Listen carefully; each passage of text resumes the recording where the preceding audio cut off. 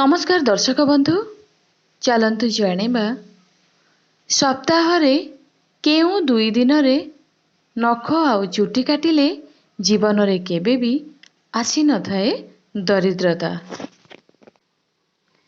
एही संसार रे चलिबा पई किछि रीतिनीति अछि।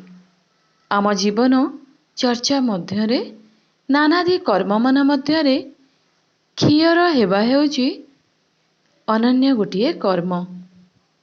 बहु कालरू मुनि ऋषि माने वेद शास्त्र मध्यरे आम मनुष्य मानकर हित साधन करी केउ बाररे खियर हेले भल होइथाए ओ केउ बाररे खियर हेले खराब होइथाए से सब किछि कहिचंती।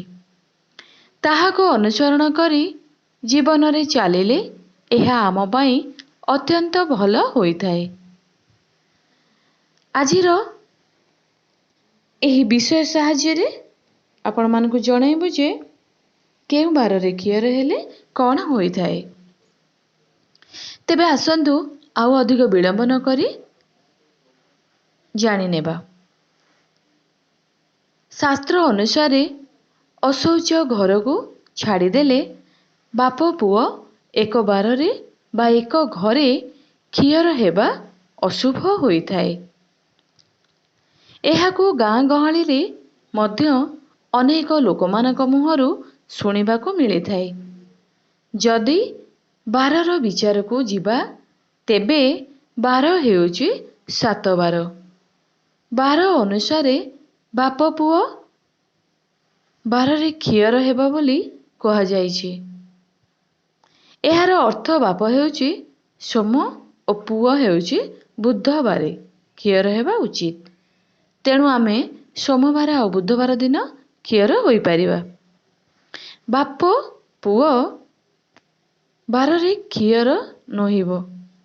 एहार अर्थ हेउची बाप हेबे मंगल ओ पुओ हेउचंती शनि। तेबे मंगलवार और शनिवार दिन खियर हेबा नाही।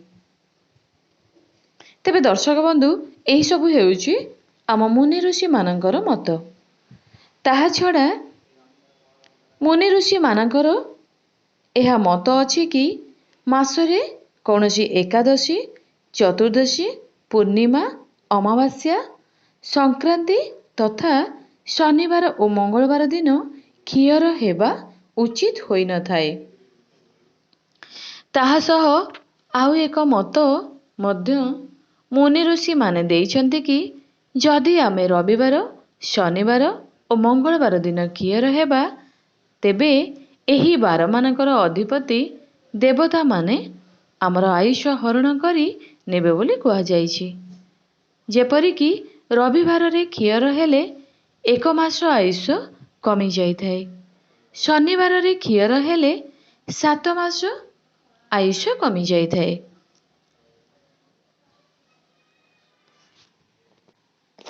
जदि मंगलवार दिन खियर हुअन्ति तेबे 8 मास आयुष कमी जाइथाए। किंतु जदि सोमवार, बुधवार, गुरुवार और शुक्रवार दिन खियर हुअन्ति तेबे आयुष कमिबा परिवर्ते बढ़ी जाइथाए। बुधवार रे खियर हेले 5 मास आयुष बढ़ी जाइथाए। सोमवार रे खियर हेले 7 मास आयुष बढ़ी जाइथाए। गुरुवार रे खियर हेले 10 मास आयुष बढ़ी जाइथाए। शुक्रवार रे खियर हेले 11 मास आयुष बढ़ी जाइथाए।